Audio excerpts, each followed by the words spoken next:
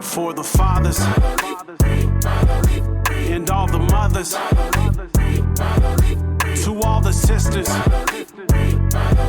and all my brothers, for the family, we gon' make it till they crack the gates. We'll be waiting. From the outside looking in, phone hooked up to a glass, could go back in time. So many things I would ask, was it worth more than what I meant to you? For the moms, pops, and kids, don't want the excuse, it is what it is. Did you think about me when you did what you did? I don't hate you for it. It's a different time that we lived, I was waiting for you. Visiting room with the other kids, thinking this was normal. In the hood, it was Mando. Life out here plus life in there, I know it's a lot to handle. I'm thankful that we kept it together through these mistakes. It's painful, cause life without you's just another day. I'm grateful for the Most High, and every night that we prayed. And we think about who needed the most, you're the only name that we say. Leave it up to family for being supportive. Reminded every minute that this call's being recorded. Hanging up was always followed by tears. You're free now, I hope the air's better out here. For the fathers and all the mothers, to all the sisters.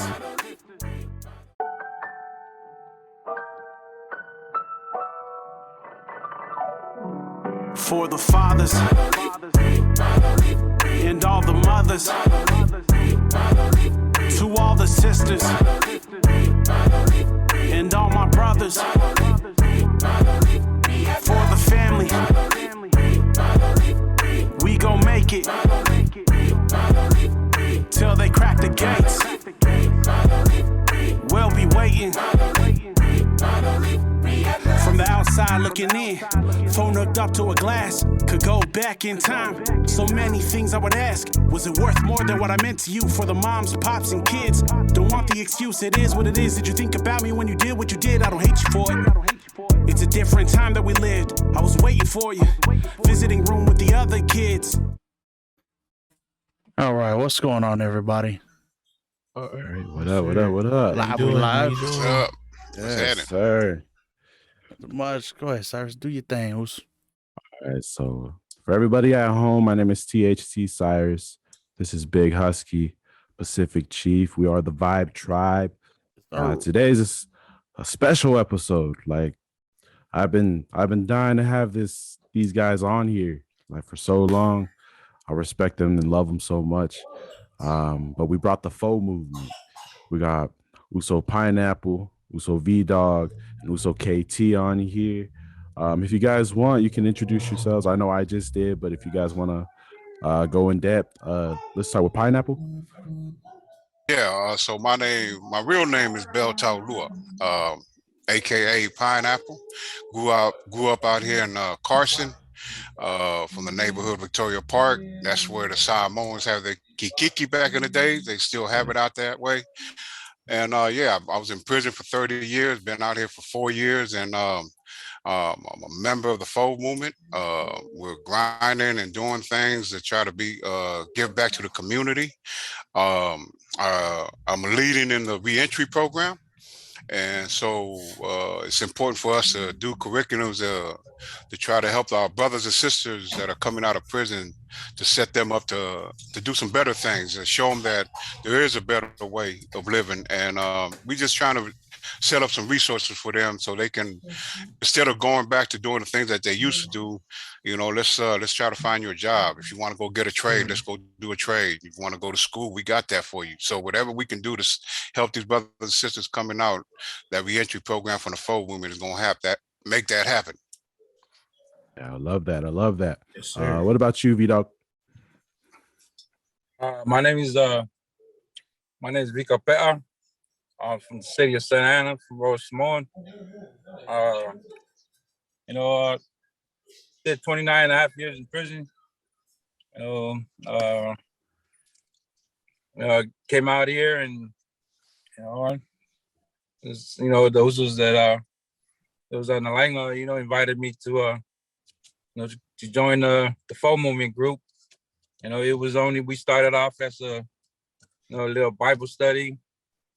you know, and it was a very it's a blessing, man. You know that those was where I got together and put our head together to form this full movement group. I'm a part of the recovery group. Those just made me a director for our substance abuse group, and we had our first thing yesterday, and man, the people that came in, man, opened up, and it was very touching, man. And we're gonna continue to help our struggling addicts, parties that that want to tap in. And it's Friday at 6:00.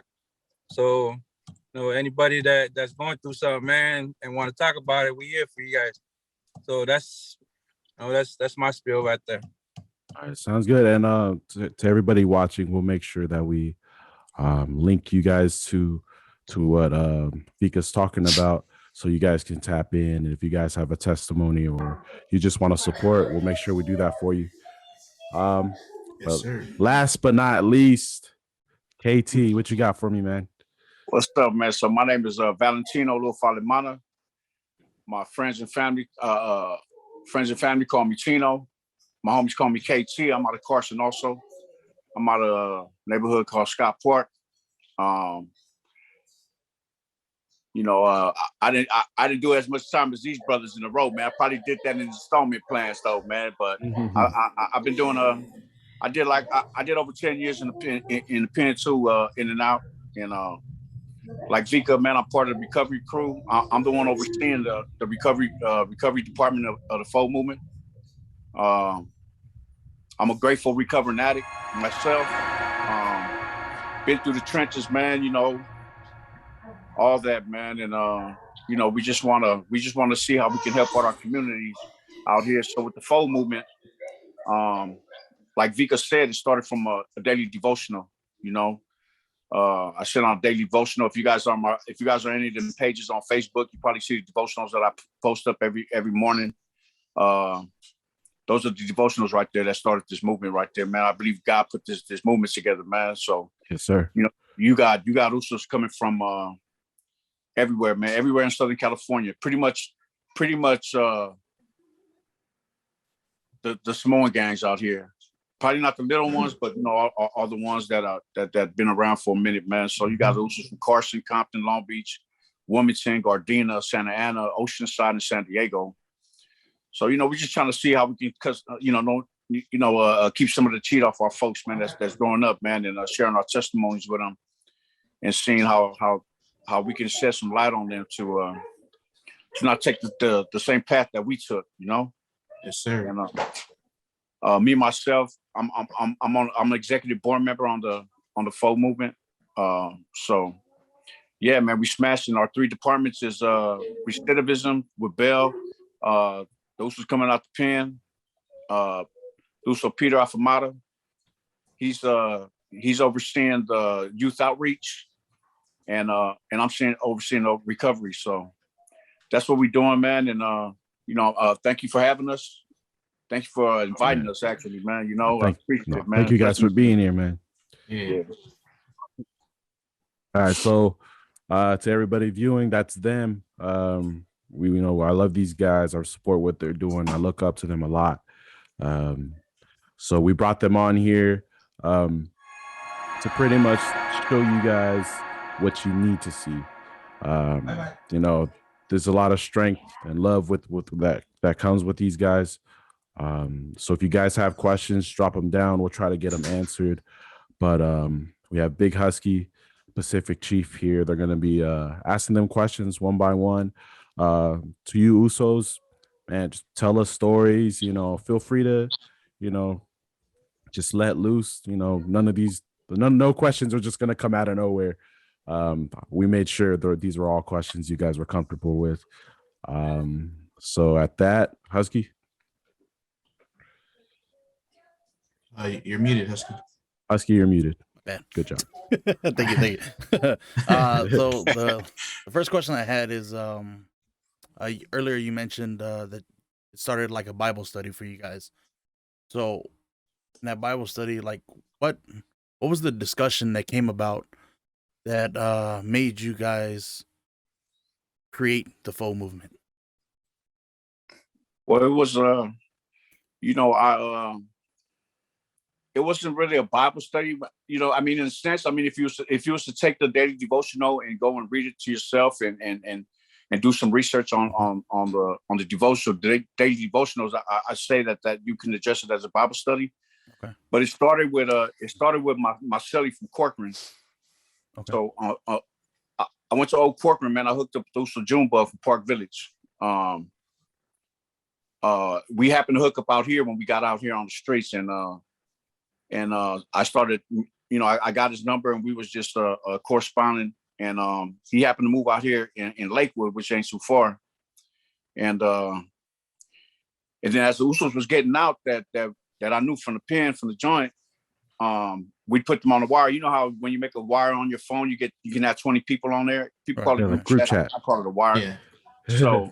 So I was putting the daily devotionals on there. Okay. So we had me and Bug, and then there was a Blast and Cass and Dill from Long Beach, from the S, King from Oceanside, and Cass and Blast, they from the Ville. So it was us and sending out the devotionals, man. And they were saying, hey man, those just got out, such and such just got out. Oh, let's put them on the wire. So we put them on the wire, and then I put like my brother Tone on the wire. Big Tony from my neighborhood too. His daughter's in the music business. His daughter's Chanel. Yeah. So and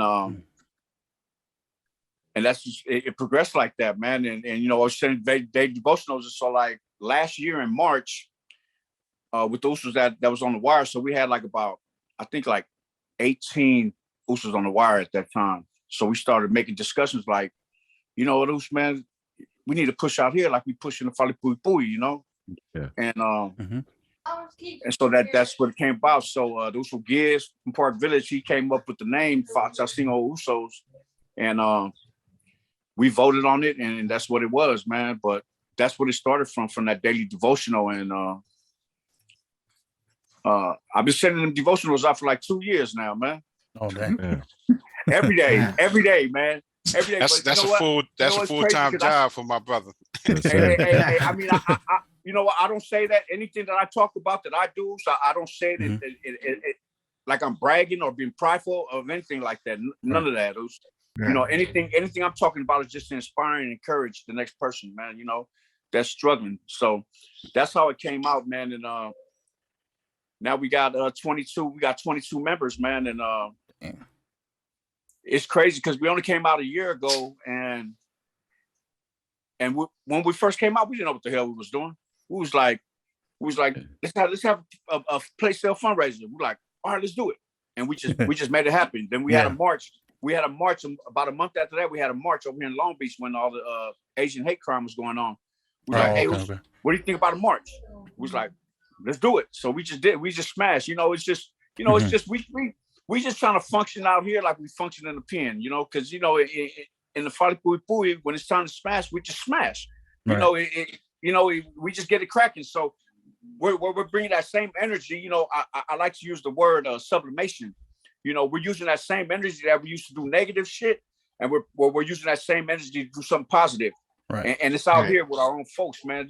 And it's a beautiful thing because all those was hearts is in it, man. Ain't nobody half-assed about it, man. Everybody's just willing, man. Everybody just wants to see our kids grow up in a better way that we did, man. And it's a lot of Usos that's busted, and they ain't never coming home, man. So we can be them father figures out here to them, and I'm pretty sure that those Usos in there will very much appreciate it, man.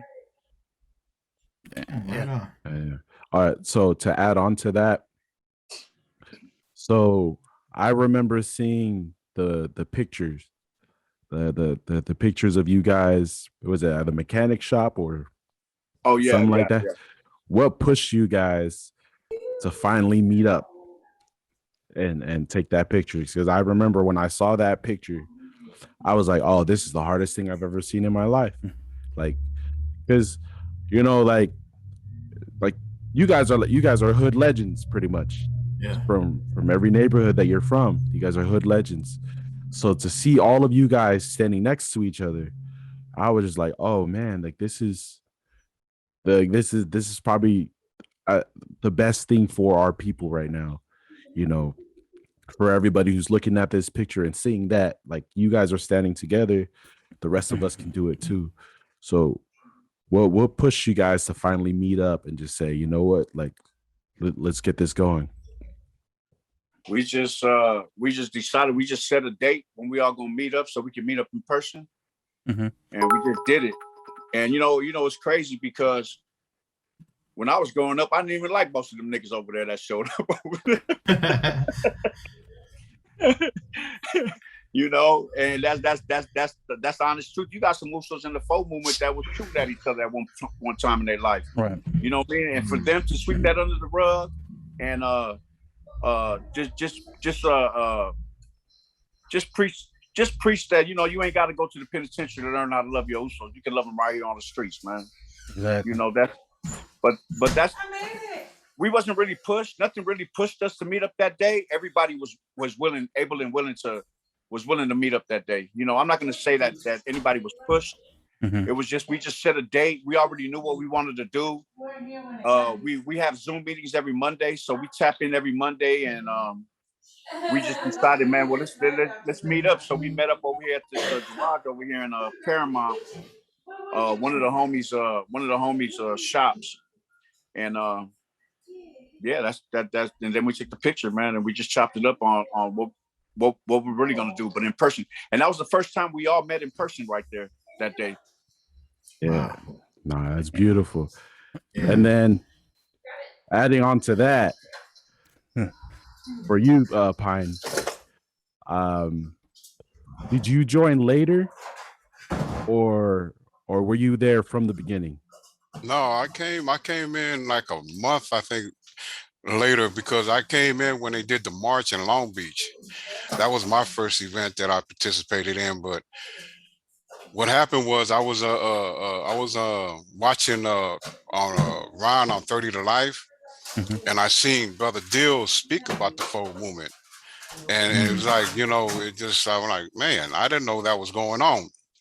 So me and Big Ron had an interview, and so I guess some of these brothers seen it from the F.O.U, and so we was trying to connect, and I believe KT finally, me and him connect, and then he seen the video, and you know, he was like, we need this brother, and they needed me, and I needed them. You know, because this is something I thought about when I was in prison for 30 years. You know, after I got my life together, after I turned everything around, I was thinking about how I was what I wanted to do when I come home, and helping the community and just doing things for the youth, and everything that we do for this F.O.U movement is the stuff that I thought about. So it was like, you know, love at first sight when we seen each other. You know, I was looking for them, they would look for me, and I was like, okay, come on, brothers. You know, let's do this damn thing. And so, when we did that march in Long Beach, man, it was so cool to see these brothers, because you know we had a bunch of people out there, the polys. I mean, the community came out, and to watch these brothers move and making sure they were like security, you know, guiding the march. And for me, you know, I've been in prison for 30 years. So these are the same brothers that we was in there grinding and doing all the crazy stuff that we was doing in prison. And now we guiding these people into this march, and we're standing up for the right thing. It was like a beautiful thing to see. So that was my first time in there, and I was like, yeah, okay, this is where it's at. Right. All right. So yeah, I wanted to make sure you were included in that, because I remember seeing just like you, I saw Dill's video, I saw Vika's video, and then I saw yours, and then to finally see you guys all linked up, and I was like, man, that's a beautiful thing. So yeah, I want to make sure that you guys were included with that. But Husky, sure. You got anything else? Yeah. You mentioned that you guys been in for a while. I just watched the both of your interviews with Uzo Ron on the 30 to Life. And one of the questions I had is what type of person were you before getting locked up compared to who you are now? And along with that is what are the changes that you see or that you realized that you made without even trying to? Oh shit! It's like growing up back in the '70s is like our parents was old school fashion. I mean, they was like, Yeah. you know, go to church. It was mandatory to go to church. You go to school, come home, do for hours, and anything else that you wanted to do. Like for me, I liked the sports, but Yeah. I couldn't do that. I was, I just couldn't do it. My parents didn't want me to go to sports, and plus I grew up as a Seventh-day Adventist. So if I wanted to play football, I wouldn't be able to play football because that's when they play Friday nights. Friday nights. So pretty much I got caught up. I wasn't doing good at school, and I just got caught up in the game. I started getting in trouble from junior high. Started smoking weed. From smoking weed, you started drinking, and then I was just making all kind of bad choices because I didn't get that support that I needed. But I'm not blaming them for my choices that I made. I'm blaming myself for my choices because I still could have did better. And I grew up in a city in Carson where you didn't have to do that because we wasn't poor, we wasn't rich, but they say, what's that saying? You're a product of your environment. Oh yeah. It's really ain't like that in Carson because I didn't have to strap up and go do all that. I could have just went and got me a job and lived my life and do what I do. But I was stuck. Once I got in the game, and once you get this reputation in your neighborhood, you about somebody, and all your homies are, they're like family. They look up to you.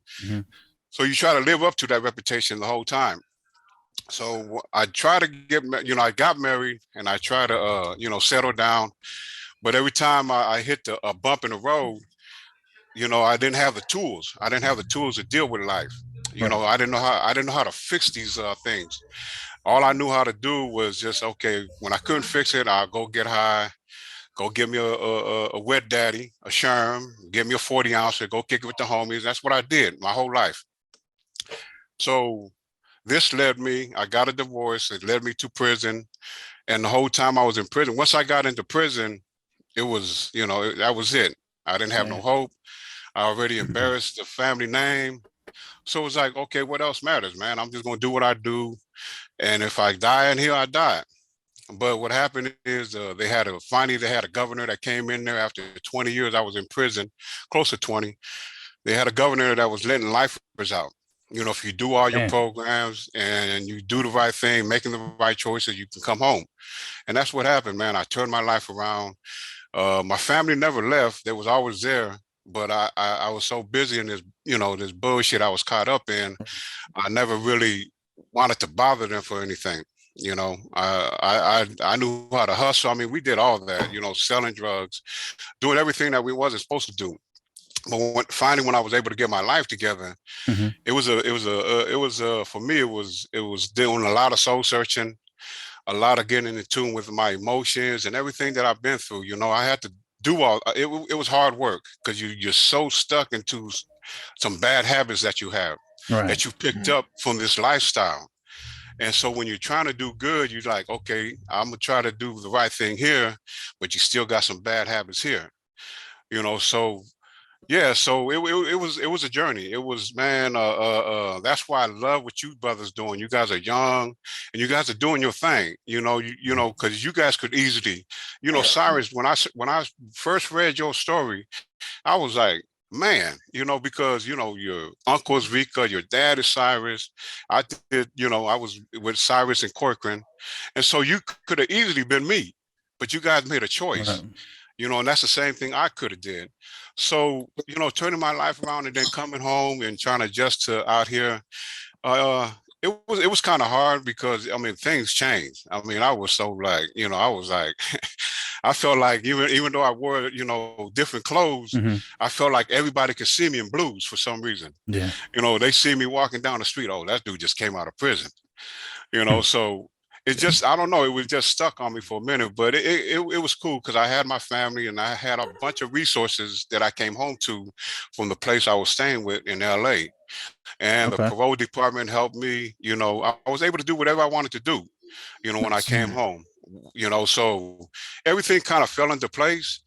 And now, life is good, man. It feels good every single day to be home and be enjoying my family and just doing, and the difference between then and now is that when things happen, like a challenge, anything that, like might frustrate me back in the day, that doesn't happen no more. I'm up for the challenge on anything that I do. Going back to school was a challenge for me. This damn homework and this technology is it's like, damn, it's killing me. Yeah. But I'm up for the challenge, man. I want to do great things and do good things so I can be an example, to the brothers and sisters that are coming home. Because I might know a lot of them coming home, and they like, hey, damn, Pineapple, you doing this? Yeah, brother, you can do it too. Yeah, exactly. So that's the kind of stuff that it's a beautiful thing to be able to give back to the community and just be there for your family. So yeah. Okay. What about you, Vika? For me, my years was not as low as the old man over there, Pineapple, but I grew up in the 80s, and from junior high, I started getting into trouble, kid stuff, and in Santa Ana, at that time, it was a big, small community over there. I just started hanging out with my, the little homie. My brother, I used to look up to my brothers, for my neighborhood. And, them fools used to beat me up. Hey, get out of here. And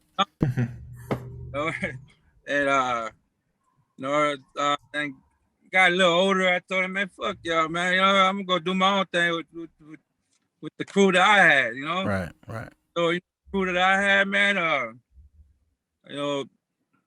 we did our thing, man.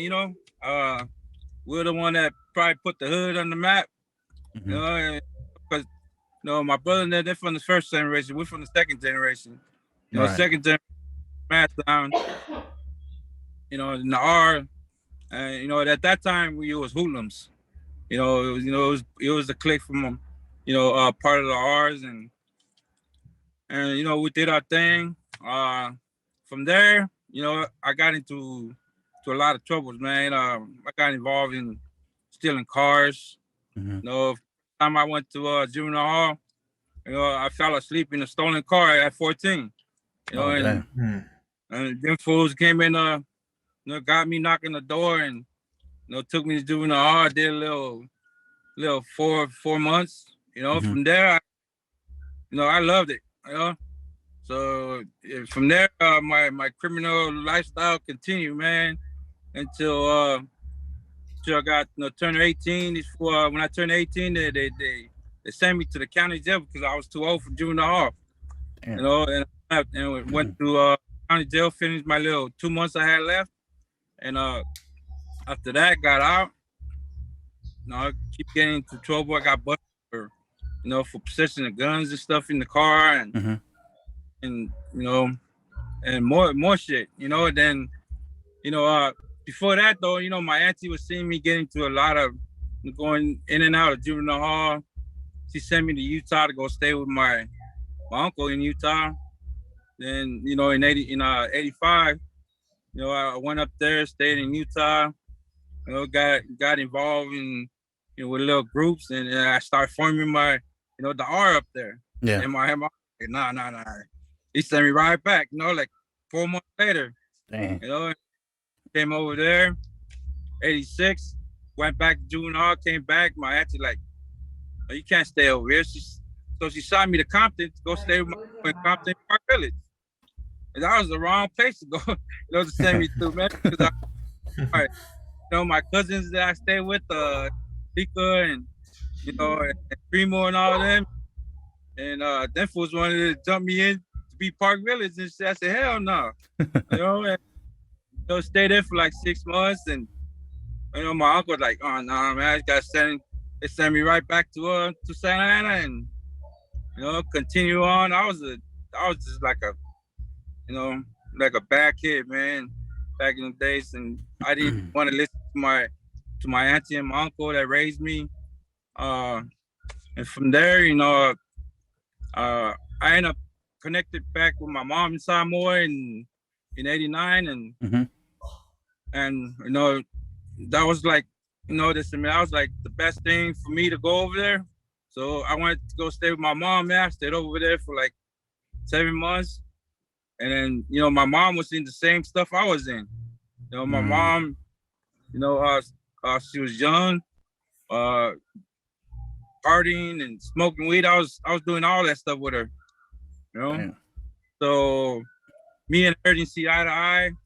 And I ended up going, found out about my dad, in Hawaii, and went and kicked it with my dad, and man, that was the best thing, man. Because I first met my dad in '90, in the beginning of '90, and I loved it, man. Me and my dad got along real good, and then my auntie passed away over here that raised me. I had to come back, I had to come back and then see my auntie off, and 2 months later, after I think like 2-3 weeks later, I stopped by my cousin's house. After coming back from Hawaii, man, rival gang members just pulled up on us and start shooting at me and my brothers, and I was in the hospital for like 3 weeks. I had a one of the bags on my side, and 2 months later, I was in the county jail with that bag. I had that bag for like almost 10 months, and I was fighting everybody in the county jail, man. All the enemigos and everybody up into it on the street. And the thing that really got me, man, was my little sister, man. And she came and visited me. And that's my real sibling, man. It was both got mom, and she was pregnant with you, Cyrus. And she told me she was pregnant. And for me, man, that really hurts. Because I was gonna leave her out here by herself. But I love my sister, man, and that really hurts me, man. That I'm not gonna be out here to by her side, watch her kids grow. I think one thing that you guys had on the on the intro with me with that little picture. Oh yeah. That was everywhere I had, man, I was proud, man.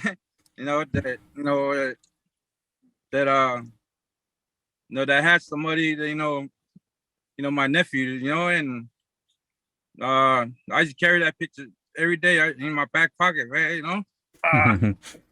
But man, yeah, that was I went to prison, after that, and from '92, I was still doing the same shit, man.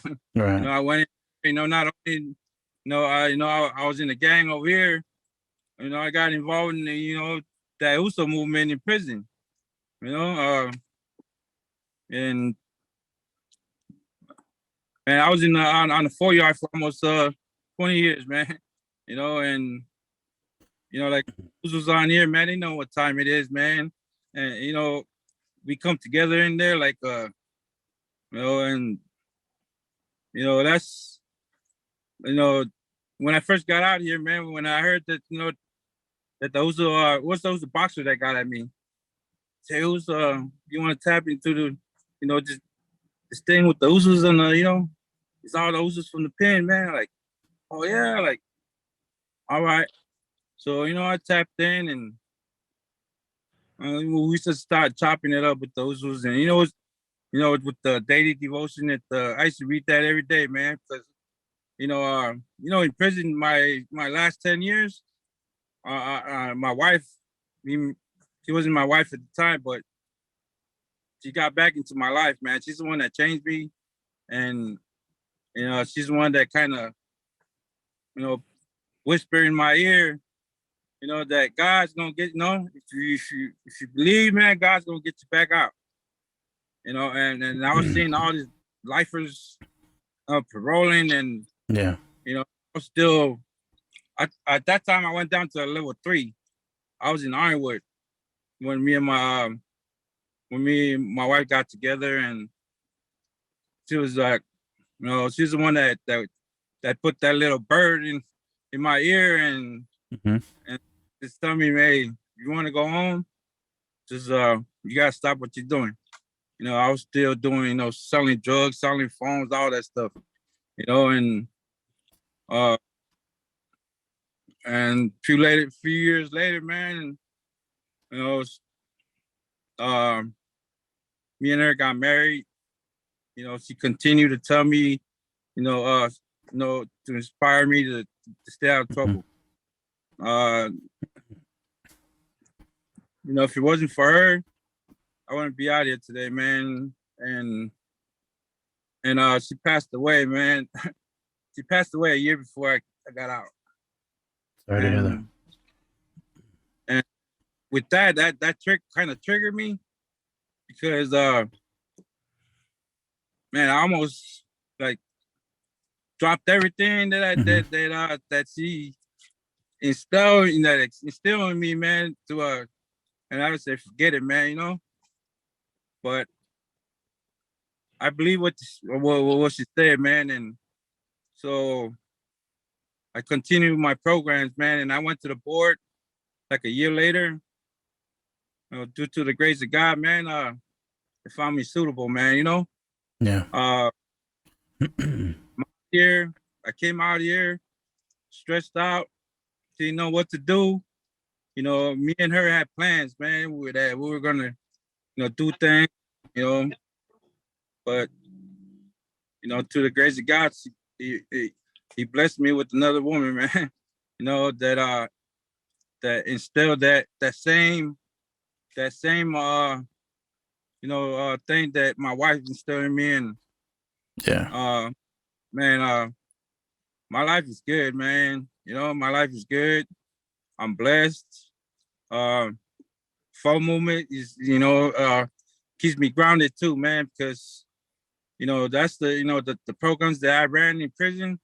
I wanted to bring it out here too, man. I was running recovery groups and anger management group that taught me how to be patient, with myself, and gave me all the tools to to ignore all the triggers that I had. I wanted to bring that out here, man, and give it to somebody else that out here, and so the F.O.U movement thing, man, I love it, man. I love it. And I stopped drinking, man, like I think it was April. No, I think it was April. We had our last function with the march at I think it was the Usos Junebug's house. That was the last time I drank because me and my girl got into an argument because I was driving home drunk. Oh. And my girl's like, man, we just had a big ass argument, and she was right. She was right. That was the last day that I touched alcohol, man. And my life has been good. It's been beautiful, man. And That's good. See my nephew right here, Cyrus, doing his thing, man. I'm very proud of him, man. And the rest of my my nephews and nieces out here, man. I don't want to see them go through the struggle and the stuff that I went through, and I don't want to see them in prison. So Right.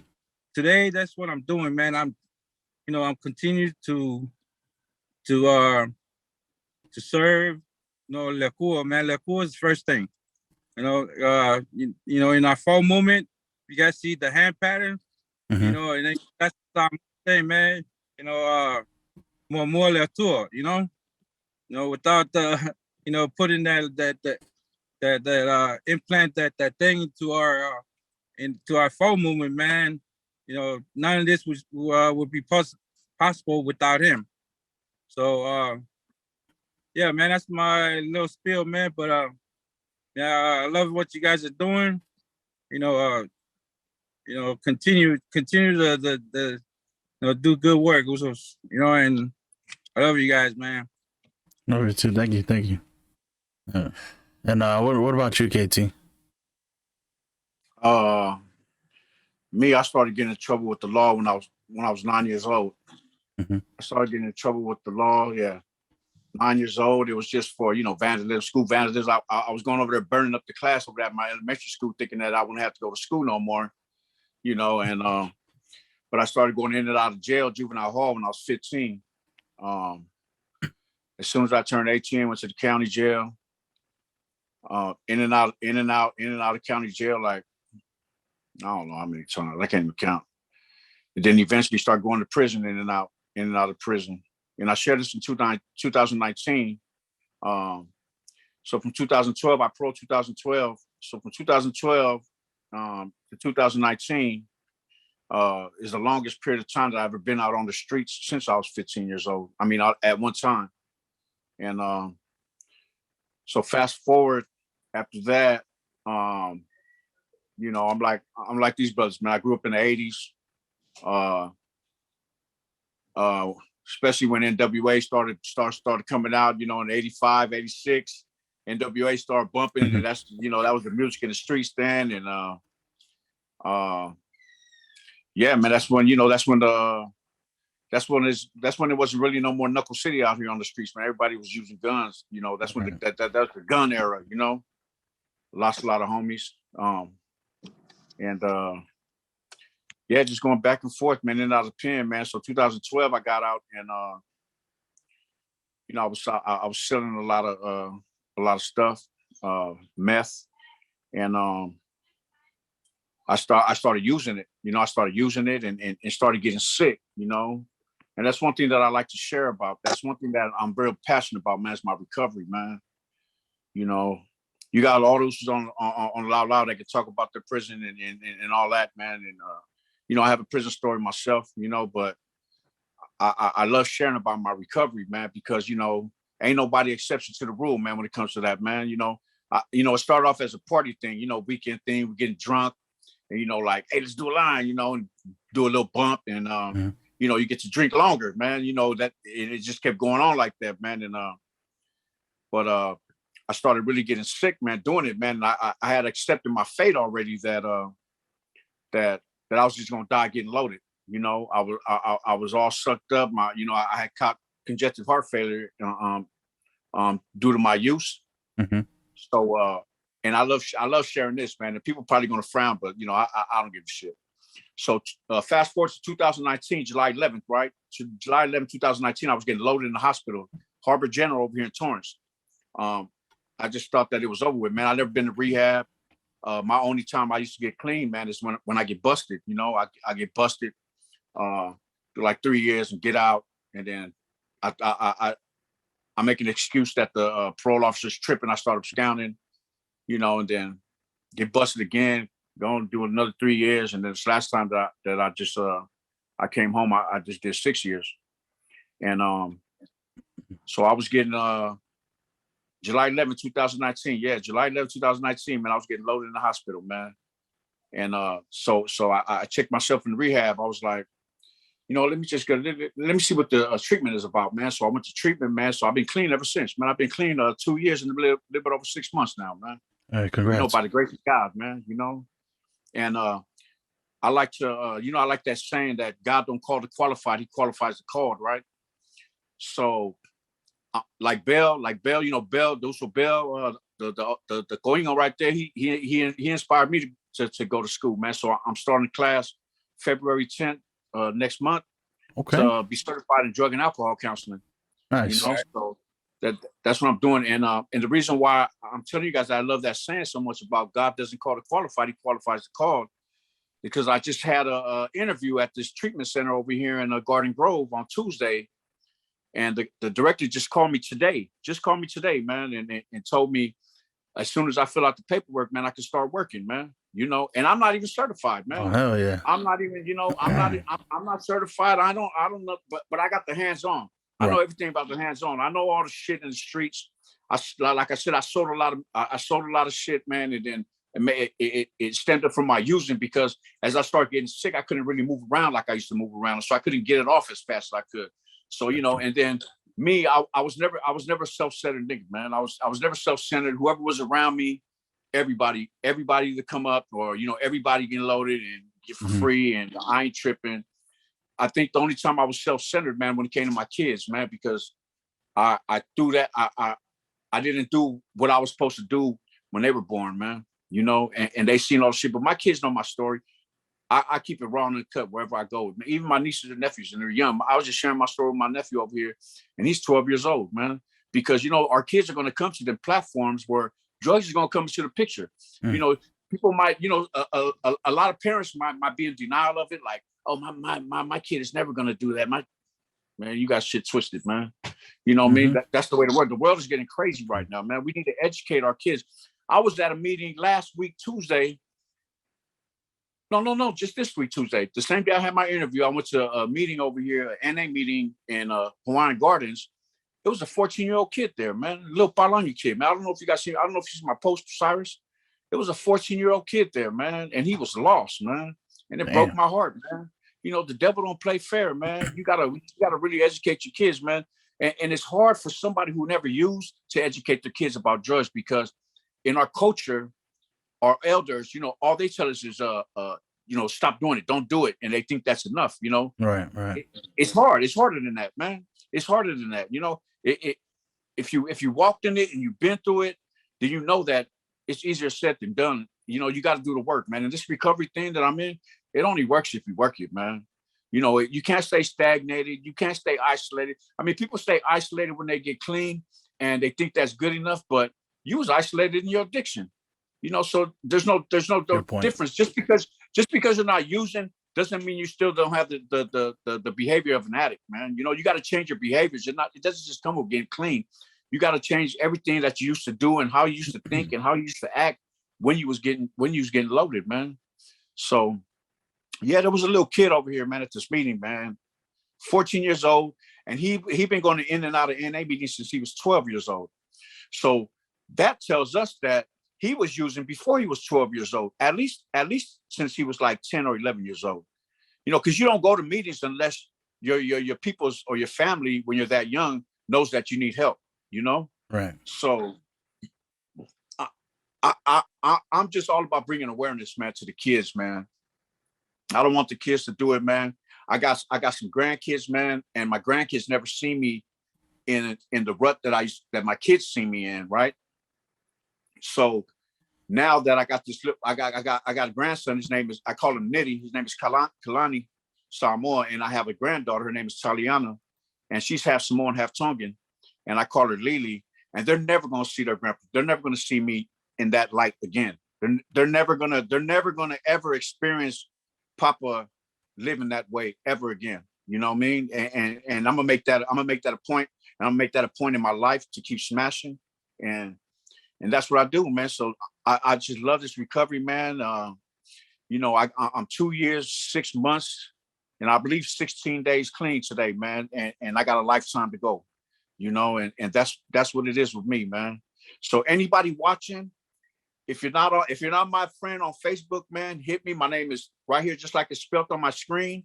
Luafalemana, Luafalemana. Hit me on a DM, man. Give me a DM, man. If you got some family members or anybody, loved ones that you need to want to reach out and get them some help, holler at me, man. But I'm only in California. I only been to one rehab, and I got a good rapport with these folks over here at the Pacific House in Hawthorne.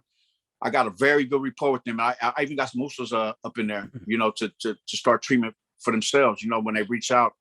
And but they left, they left with trip on this. So one of the brothers, one of my cousins that I got in there, he passed away about 2 weeks ago. He passed away, man, because he didn't work his program. He left before his 60 or 90 days was up. He left. He couldn't do it. Well, I'm not gonna say he couldn't do it, but he didn't want to do it. And he ended up popping the Percocet pill that was laced with fentanyl, and fentanyl was killing him. And he was slumped over here in San Pedro, man, in his car, man, out. You know, and it's real, man. You know, so I just say that to say this, man, is you know, we do recover, man, and it breaks my heart, man, to see people and hear about people passing away, man, with this disease of addiction, man, that we deal with, man, as addicts, man. And you know, and like Pine was talking about, you know, you got to fill up your toolbox, man. Because when I went to treatment, when I went to rehab, I didn't have plans to stay clean. I just had plans to go in there, get a little healthy, get my weight up a little bit, and go out and start doing the same thing I was doing. But God had different plans for me, man. So as I sat in treatment, I said, you know what, let me sit down and shut the fuck up and let me learn something. So I sat there in the groups and I learned something. I started, you know, everything. I wasn't remembering everything that they was teaching, but I'll take one thing out of every group that I went in. You know, if it was something that one of the clients said, one of the residents said, something that one of the counselors said, I'll put that in my toolbox, man. And now, in hindsight, as I'm in recovery out here on the streets, you know, when I come to certain situations, I just go in my toolbox and see how that can apply to the situation that I'm in. And it's been working ever since, man, by the grace of God, man. Yeah, that's good. It's real good. Yeah, congrats on your 2 years. Yeah, you guys got really powerful stories, man. Like, definitely linking, like, pretty much vibing with it. Like, definitely, like, you guys have really strong stories. Oh yeah, yeah. One thing that that really stands out that all three of you actually mentioned is like coming out and doing something about it. You know, making that change and wanting to help others. Like I've heard many people. You know, I had a lot of family that's been locked up in and out, and you know, when you're inside, coming out, it's like they have that mentality. I want to help people when I get out, but the fact is, a lot of them don't do it. And the three of you, you know, a part of a group, you guys are actually doing something about it. So I thank you guys for that, because that means a lot. It's good to hear it, but it's even better to see it. You know, as they say, action speaks louder than words every time. You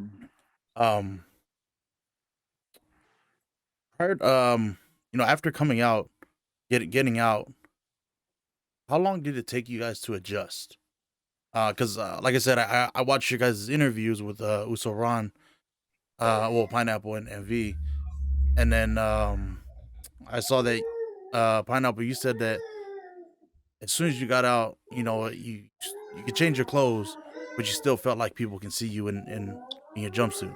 So how long did it take you guys to kind of like really relax and be able to say, okay, I'm out and I'm not looking over my shoulder all the time?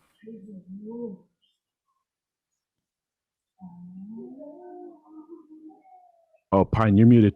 Yeah.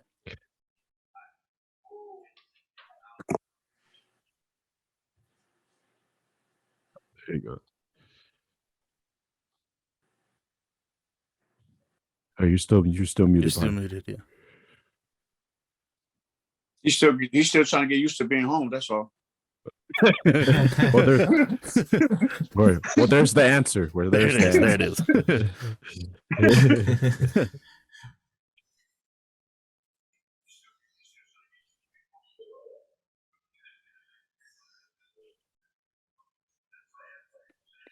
We'll try to ask. We'll go over to Vika and Chino. Okay, yeah. While Pine gets together. Audio. Yeah, no problem. Yeah. You guys hear me?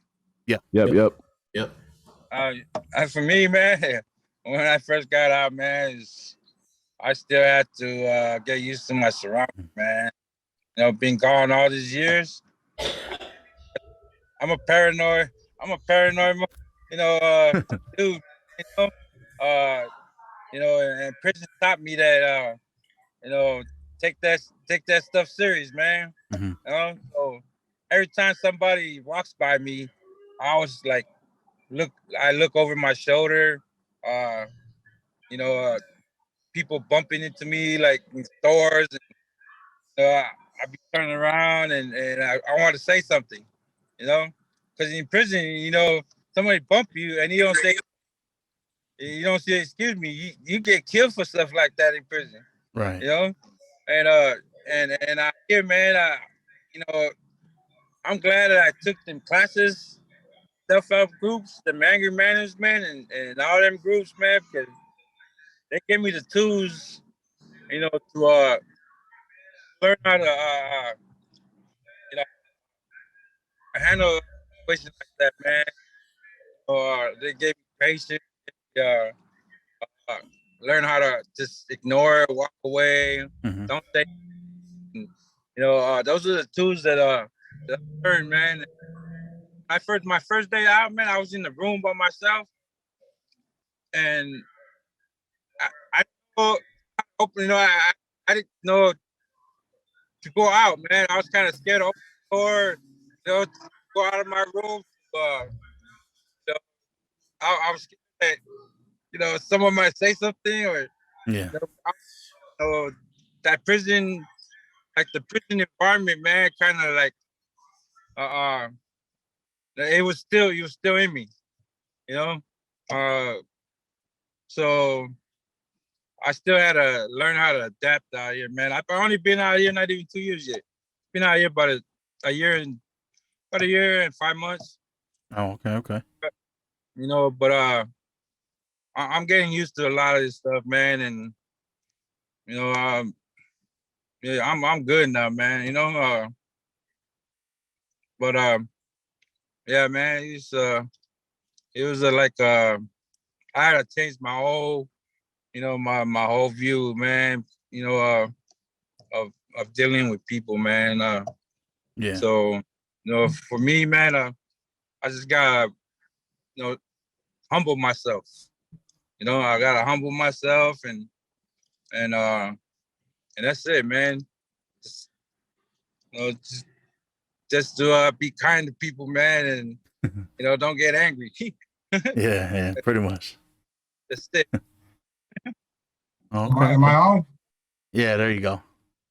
Okay, so yeah, so for me, it took a little bit, just adjusting, just because, I felt like I was out of touch of a lot of things, just the simple things like I shared in with Ron. I went into 7-Eleven, I wanted to get a slush, but when I got in there, the damn machine was like, okay, damn, what's going on here?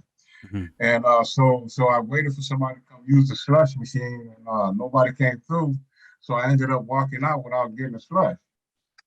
So it was these little things that I had to adjust to, that I had to learn how to use. Yeah. But just being around people. But the good thing about it was I worked at a catering company, and so we did weddings on Thursdays, Fridays, Saturdays, and sometimes Sundays.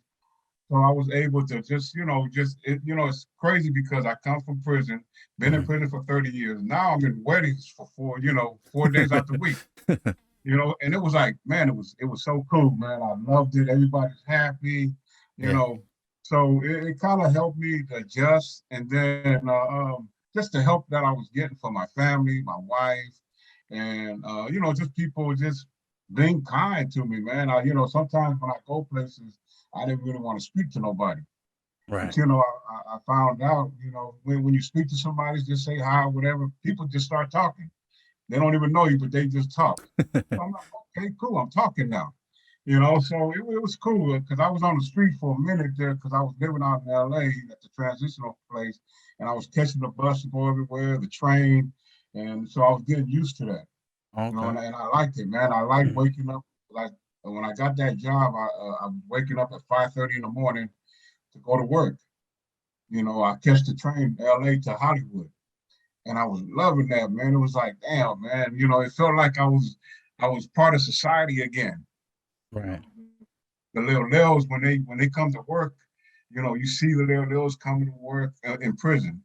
At 6 o'clock in the morning, they leave at 2, and you see the other little Lils coming in, and you just sitting right there like, damn, man. You may not get along with the little Lils, but they busting. They busting, they grinding for their family. And this is all you wanted to do, is get a second chance to do that. So when I was waking up at 5:30, man, it was like, man, I loved it. Okay, okay. What about you, KT? You know what, man? I need to apologize, man. If you guys don't mind, can we take this time out? Because usually when we, every time we do our meetings with the F.O.U, man, we pray in and pray out. Yes, sir. And yes, sir. You know what? I made a mental note of that. Mm-hmm. And that I mean, if you forget to pray, but pray as soon as you remember, man. So I just want to ask y'all, man, humbly, man, if we can pray right now. Oh yes, yeah, sir. Oh yeah. Before we move forward. By all means. Dear Heavenly Father, we come to you open minds and open hearts, Father, and just thank you for these brothers in this meeting right here, Father. We just pray that you give us some guidance, Father, to elaborate and share our stories with whoever's going to be listening in. Just thank you for waking us up this morning. Thank you for the day, for letting us breathe in the breath of life, Father. And we just pray that your will be done and not ours, Father, because our will and our ways never work for us. And we know that yours does. And just want to thank you once again for these brothers for allowing us to come on this platform and share our stories on here and to glorify you while we're doing it, Father. And this we ask in Jesus' name. Amen. Amen. Yeah. So for me, man, for me, it wasn't, I didn't have no Buck Roger date when I got busted. So, I was always in and out. So me getting back into the swing of things, they really didn't take long. Okay. But this last time, this last joke that I did was actually a blessing. When I got busted, I only got 2 years, 2 with 85%. I only got caught with a burner. Okay. And but I ended up getting in trouble in there and ended up doing 6 years. And at the time, I thought that it was a curse, right? But in hindsight, it was a blessing because most of those was on the F.O.U movement that I met in the pen. I met during the 6 years that I was doing, Okay. So it happened to be a blessing, and it's just a blessing that God used me as a vessel to help put this movement together, and it's cool because I've been on the streets, but I've been in the joint too, and so I have both experience on both sides, so that's that was one of the tools and one of the I don't know how to say it, one of the things that God used to actually put this movement together, and and all glory to God, man. I don't, I can't, we can, this is all of us. I don't even like to mention that like the Usos be telling me, they be on me like, good stuff, KTF. Nah, man, it ain't me, man. It ain't me, man. It's just, it's he just used me to do it. So, Right. But yeah, as far as like me, like I said, man, I was always in and out. And it probably took me a little bit longer to adjust this time that I came home than the previous times. But, it was, I knew how to use I knew how to pour myself a slush before I went to 7-Eleven, before I got busted. Pine and Veeks, when they came, they was waiting for the Lil to come in and excuse them off the dining room table when they go to the restaurants out here, man. And then when the families finished eating, them niggas is asking for the slow table. Hey, where the slow table? See how this brother is? See how the brother is? That's how we do it. It's all love, man. It's all love, brother. Do you guys have any? Do you guys have any funny stories from being in there? Anything that hit you to where like, I always see how everything's so serious, everything else. But was there anything that ever just happened that just had you cracking up? There was one thing that had me cracking up with Uso Maka. Uso Maka, he's on the F.O.U movement too. He just got off from doing, I believe, 18 years. Oh damn. So we was in there, and we had phones in there, and he go to visiting drunk and forget all about that. He got his phone in his back pocket. He go to visiting. You know, when you go to visiting, they pat you down. So they pat him down with like, Utu, what is this? A lot of brothers, a lot of Usos too. They get on that phone and they're talking to the girl, whoever they're talking to, at night, and they fall asleep. And the little will come through the count, and the phone is right here. Right. So they'll just pick it up, and the Usos like waking up, like, you know, he thinking somebody stole the phone. But in a couple of days later, he get that paperwork saying that he got, you know, a 115. You know, there was a Uso up in Solano that got caught twice doing that, falling asleep. Oh man. You know, so Man. one funny thing I seen was these brothers they were playing cards on one side of the yard. So I guess they got into it, and one of the brothers that, you know, he started running. His brother ran all the way across the yard, all the way to the office, you know, to the Lil where the Lils hang out at. Yeah. It was so funny, man, because the Lil was coming out. They didn't know what was going on, and this brother was running to him. And I was like, damn, you know, the brother was chasing him right behind him. You know, he was trying to get him. They ran all the way to the program office, man. I looked out the window. I'm like, man, this brother ran straight to the program office. You know, Lil was like shocked. Yeah. What happens when you gambling and you ain't got no money? You got one suit. I'm gonna put 5 suits. Gotta pay them debts. Okay. Chief, you have anything? So like backtrack a little bit on what you guys are saying. Like when you guys were in like for some time. So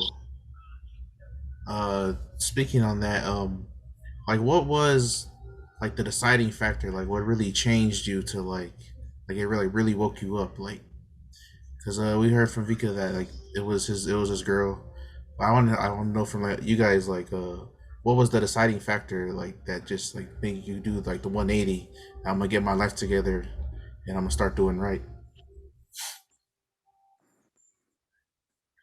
Well, for me, when I was going through all these programs I was involved in, right?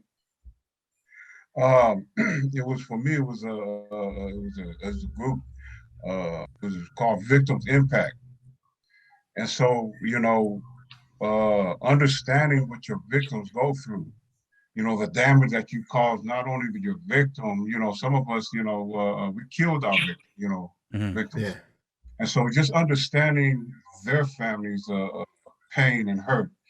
And it made a big impact on me, you know, because I thought about my family, and, you know, I thought about the dude that I killed, and, you know, his kids, how they growing up without a dad. And it just, it just made a big difference, man. And not only the people that we hurt, but also victims, like when people break into people's house and, you know, there's nobody home.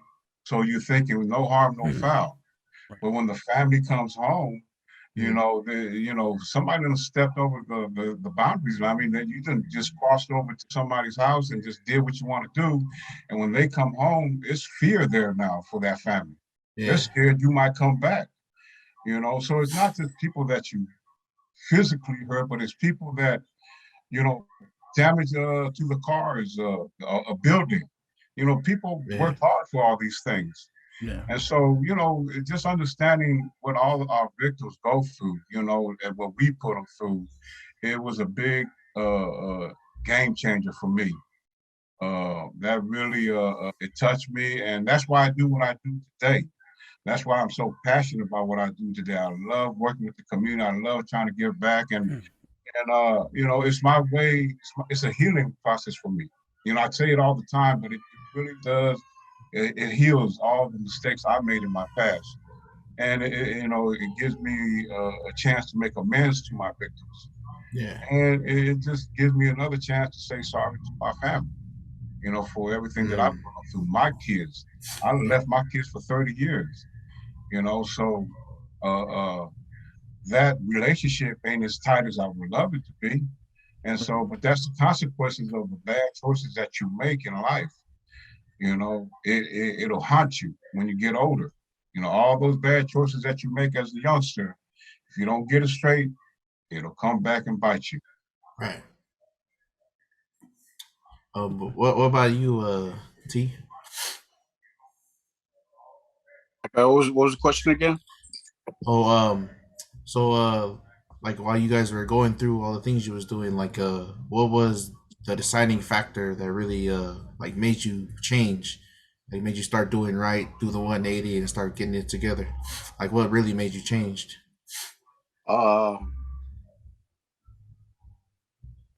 Well, as far as me, man, it is was coming out of addiction, you know. I mean, I was still tripping. I mean, you know, I was still doing things that you know, on impulse, you know, that we used to do back in the days before I got clean.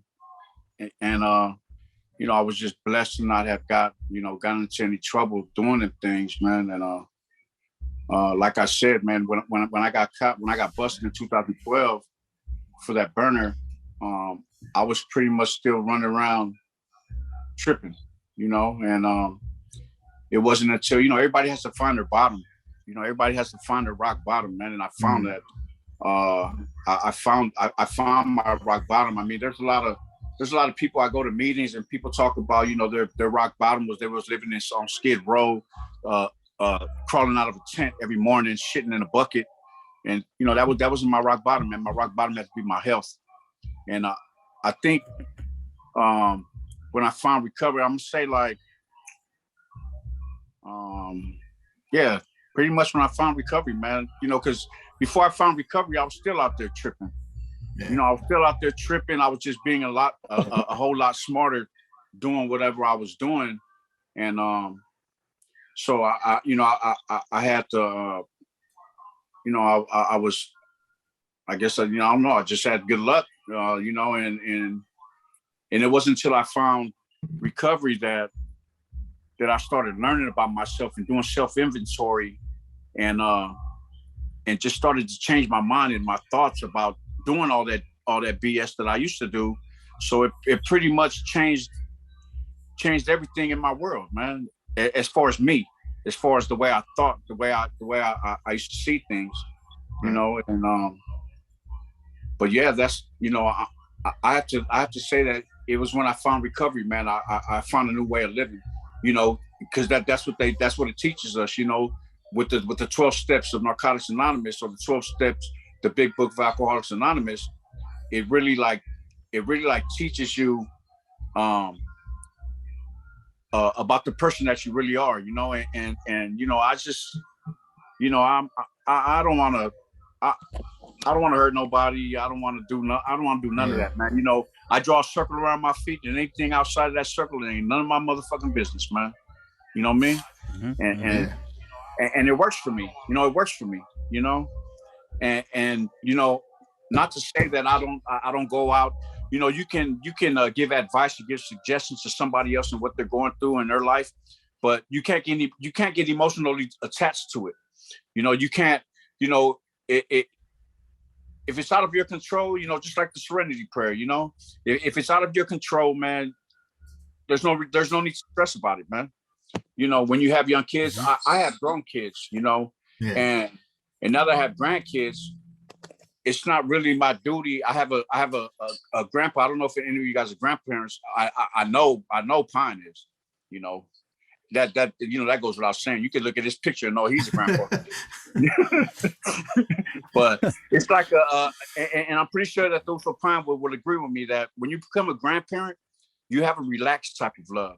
You know, you have that's one word of how I can sum it up is a grandparent's love is a relaxed kind of love, because you can just love on your grandbaby, and you don't have to worry about taking care of them, feeding them. You know, that's all the parents' jobs. You know, so the only thing that you have to do, man, is just pour all the love that you can into these babies, man.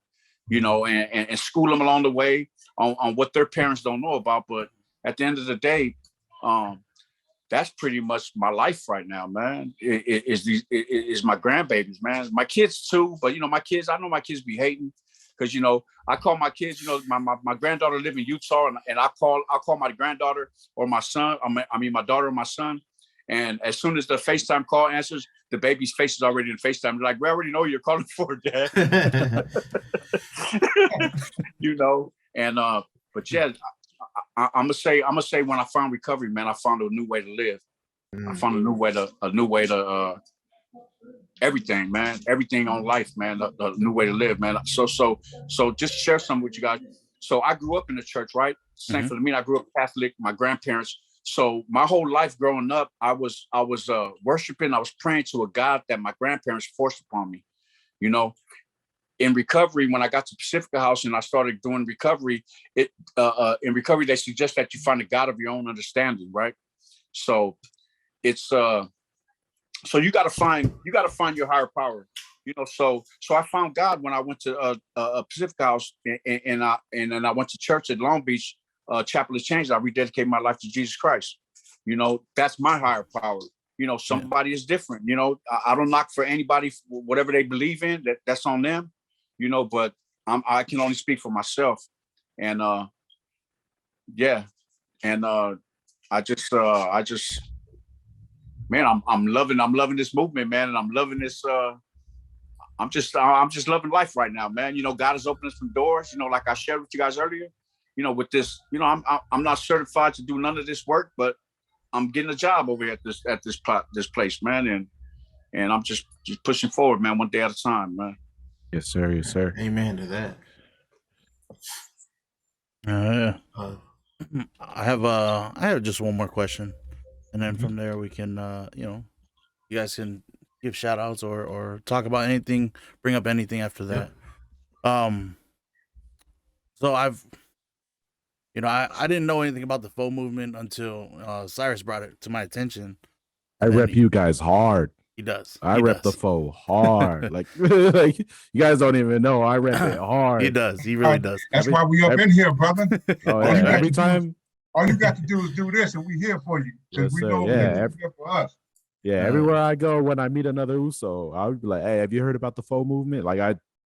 You know, I pretty much I try to, you know, spread that word, especially when I see like a fellow Uso, like letting them know, like, "Oh yeah, this is what they doing," and you know, we're in a lot of gaming communities where a lot of polys are, you know, they're playing and stuff, and I make sure I let them know, like, yeah, the F.O.U movement, you guys check them out. This is it, you know. Check out this video. Do the, you know, look at this event. So yeah, I push you guys hard. I push the F.O.U hard. That's right.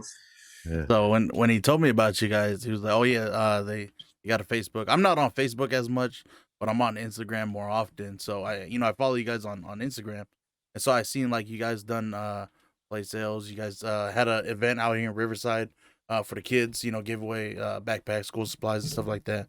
So that's really awesome. So with that being said, what other steps are you guys taking to continue to push the movement and achieve your goals? You want me to answer that?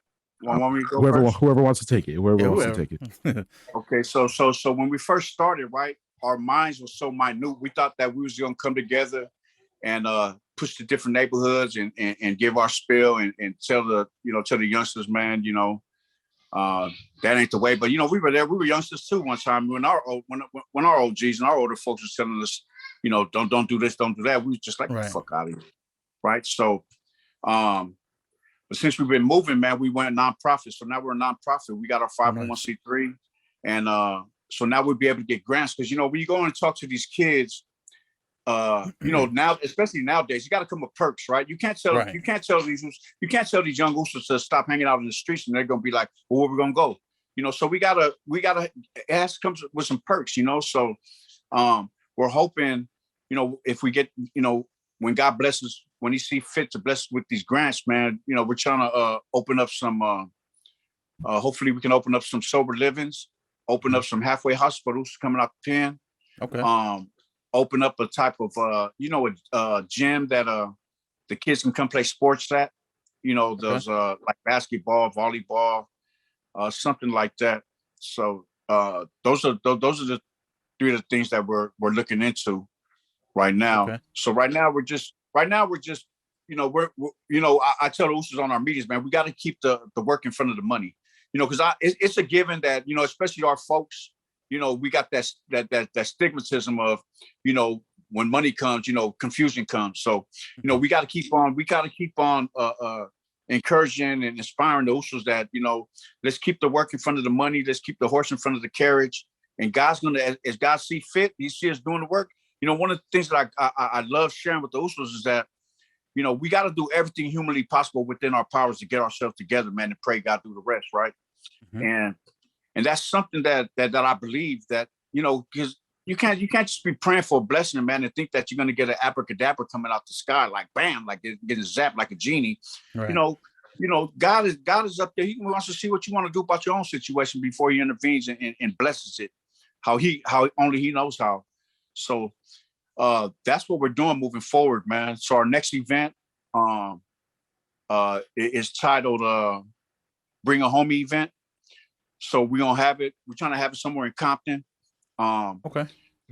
Bring some Usos from different neighborhoods, because we already got the Usos that's from different neighborhoods already, but some of our own homies to come out just to see what we're doing and see if they want to get involved. Because there's a lot of Usos that's been in the game, that's been around like us, bent a few corners already, that's loving this movement. They really can't get involved because they're out of state, or they hit the post on Facebook. But that's what I got, man. That's one of the key points that we're doing, man, trying to move forward. Okay.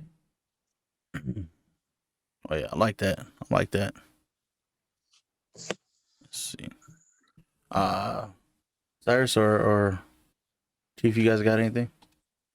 Have you guys had any pushback from your own your own personal neighborhoods that you're from? Is there any pushback from any of the older homies, younger homies? Is there any pushback from them from you guys coming together? So we'll throw it over to Vee Dogg. Now for me, I still talk to some of my homies. The older homies that I grew up with.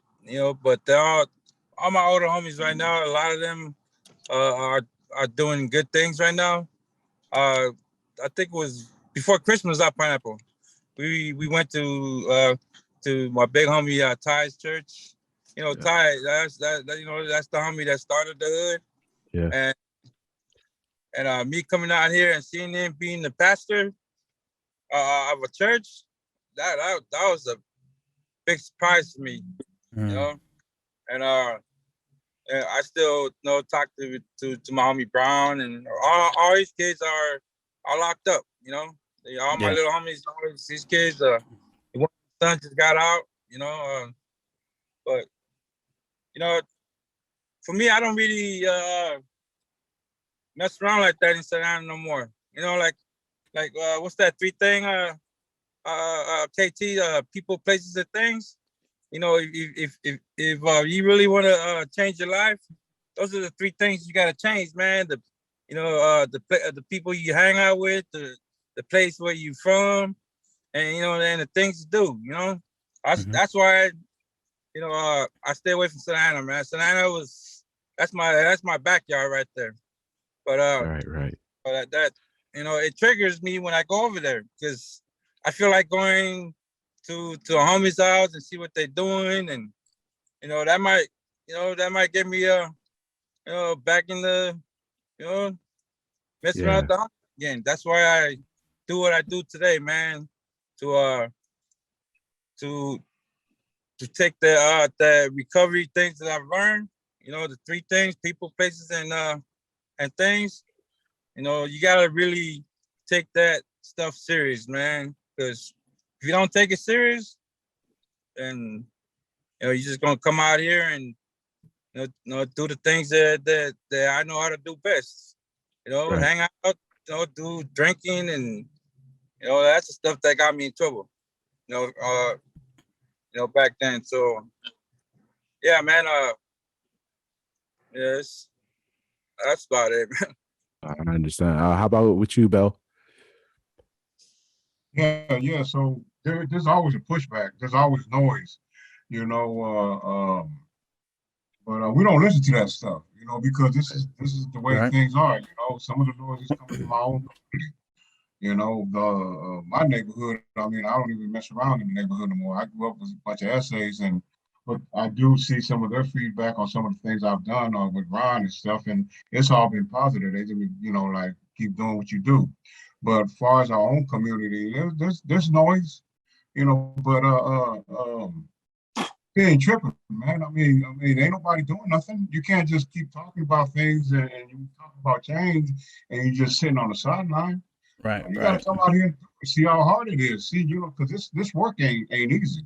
Definitely. There's a lot of things that you have to do. I mean, like Brother T said, yeah, the story is good that we come with, but it's the work. It's the work that you have to put in, and man, it's a lot more work than I thought it would be. But hey, this is what we want. This is what we're doing, and we're gonna keep pushing. So we don't listen to the outside noise, because they ain't doing nothing. They just making noise. Yes, You gotta be about it, and that's what we're trying to do. I'm trying how nothing about you, glorious Tino? comes easy.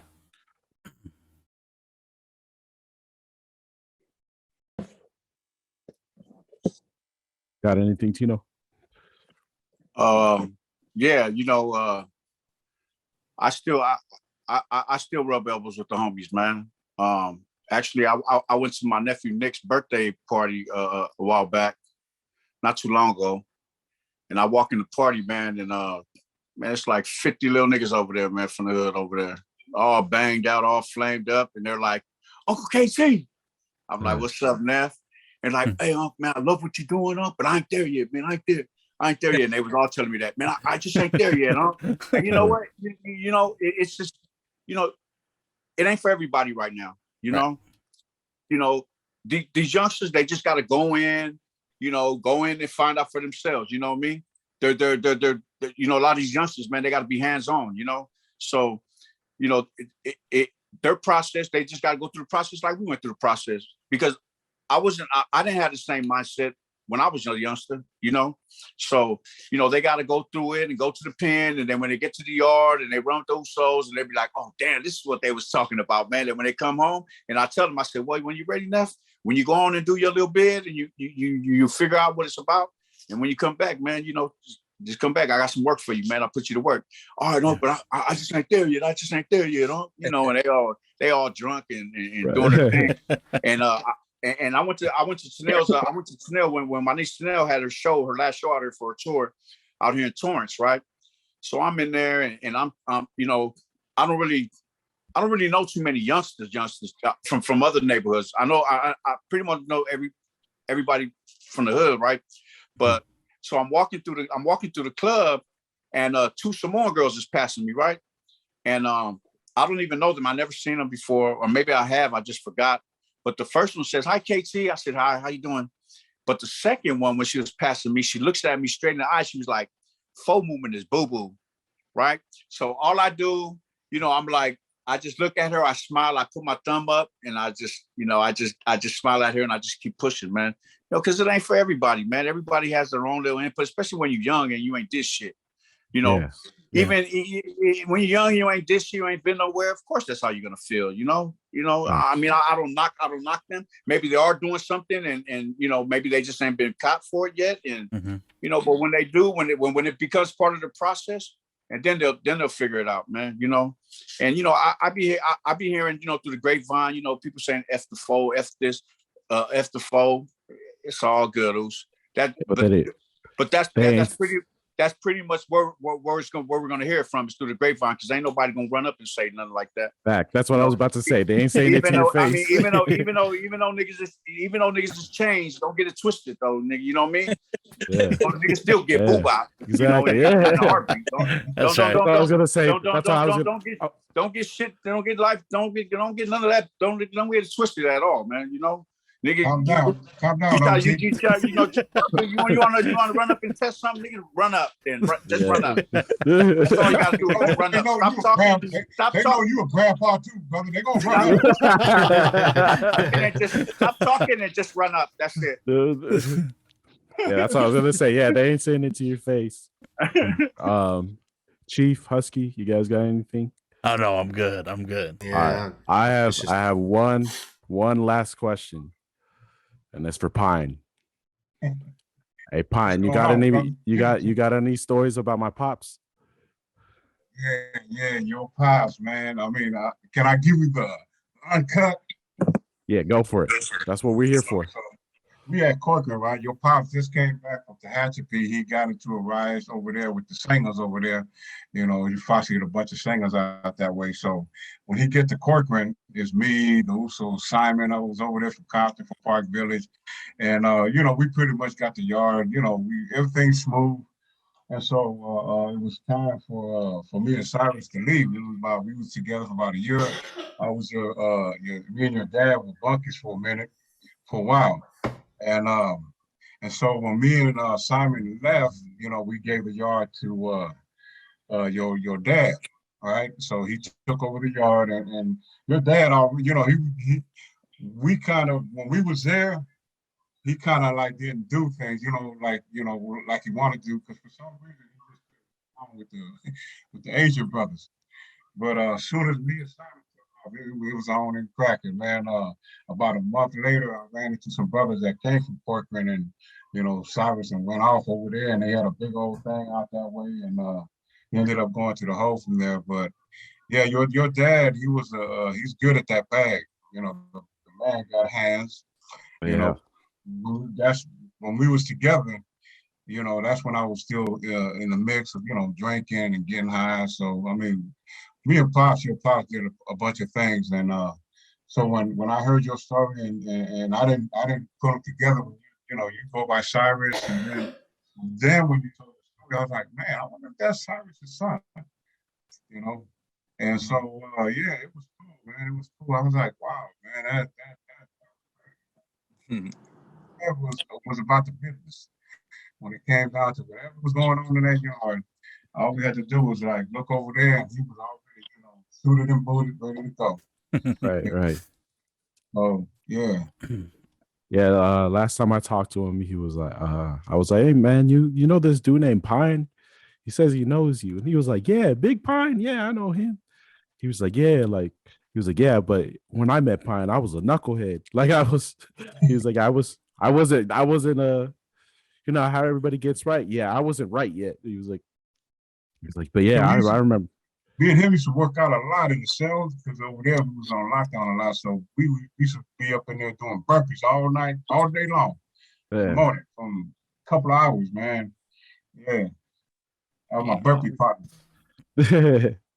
No, thank you for that. I don't get to hear too many stories about him. Not even from him. He just lets it go. But no, thank you guys so much for getting on with us, man. Yeah. We've been planning on doing this. I've been telling Vika so long about it, and he always told me, just call us, Mm-hmm. let us know. And I'm glad we did it now, and we were able to hear your guys' testimonies and educate everybody at home who's watching about who you guys are individually, and then who you guys are as the F.O.U movement. So we want to thank you. If nobody else has any questions, I would like to ask Chino if you could pray us out, and after that we'll roll credits, and pretty much we'll say goodnight. Praise us out. I just want to commend you brothers again for the great job that you guys are doing, man. You guys are setting a good example for our young ones. I'm very proud of you guys, and man, love the spirits that you guys have. Keep up the good work, and thank you, brothers, for representing our Samoan peoples and our culture the right way. You know, so keep up the good work, my brothers. Love you guys. So, you guys too. You guys got Vika, Tino, you guys got anything for us? Yeah, it's same thing for you know, like Pine said, man. I appreciate you guys having us on here, and I'm proud of you, Neff. Man, I love you, man. And the things that you do, and I see like negative comments on like some people with your music and stuff. Man, continue to do you, man. Whatever them other people's they're just hating on you, and just do you, and keep that positive vibe going. You're gonna go a long way, Neff. And for the two Usos over here, man, same thing, man. Continue to, you guys got family. Continue to take care of your family, man. That's the most important thing. And I love you guys, man. Love you too. Love you guys too. Yeah, man. Just thank you for having us, man. Appreciate it, man. Appreciate the invite.